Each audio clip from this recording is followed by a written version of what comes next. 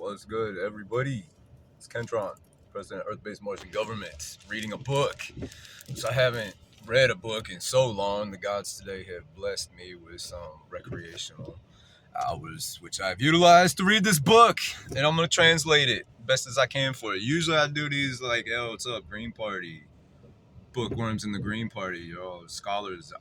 Average IQ of 180." But as you know, I am President Earth-Based Martian Government now. All that's happened since the last time I read a book. So I read another one today as President Earth-Based Martian Government, and I'm sharing this with the future Martians. And Earthlings allowed sharing this information to ultimately we're all rooting for humanity here. So this is Think Again by Adam Grant. The power of knowing what you don't know. Think again. And to translate it real quick, I would say that there's like two reoccurring themes in this book, and one is discovery of knowledge, and to not lose the discovery of knowledge and overconfidence of information that one has, in which they encapsulated it perfectly with a Charles Darwin quote of all people. It said something along the lines of frequent is ignorance and confidence, and knowledge behind confidence a rarity. It's not the quote exactly, but Charles Darwin said it, and he quoted it in this book. Another good concept I like too is like being at the peak summit of Mount Stupidity. Hey, the peak summit of Mount Stupidity. I think we've all been there.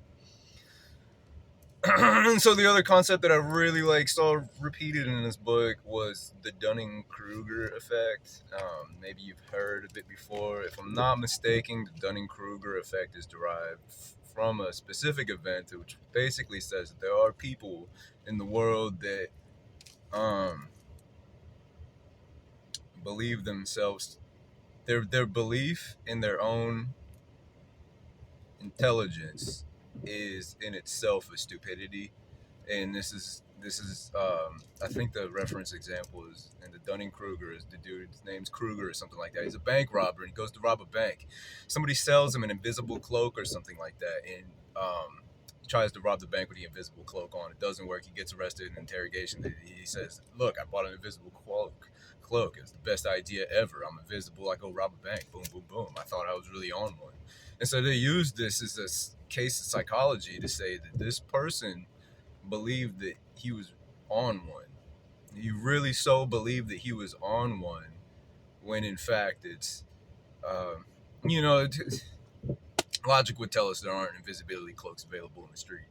And this dude Kruger, and I think Dunning was a psychologist. I don't know. Either way, the Dunning-Kruger is to describe people that are slow to the point where they don't see themselves as slow and believe themselves to be hey, like myself, totally fucking stupid, but could have fooled me for a megalomaniac or something.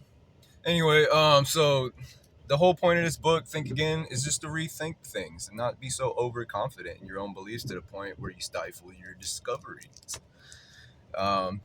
You don't want to live in a world so small that you know everything about it versus a universe full of mystery.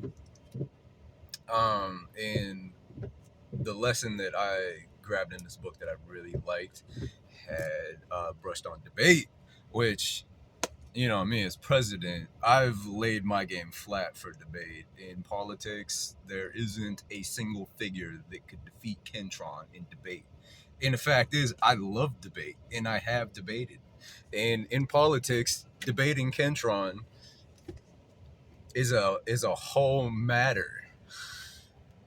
So, in this book, they teach us a lesson about debate and how to debate properly. And coming correct with debate is the win happens when you have conviction. You convince somebody of your ideas, and that's with solid points, not weak points where you're, for example, like jabbing at somebody's character, or you're pointing out irrelevant discrepancies in their argument. when you win a debate, you win with conviction.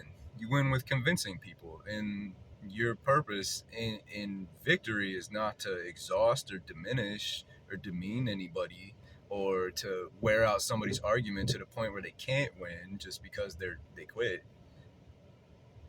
A, a good debate victory is a solid point made, few solid point made, few solid points made that convince that you win, that convince people that your idea is the winning argument, and not so much to just dog somebody out and say, "Oh, well, get the fuck out of here.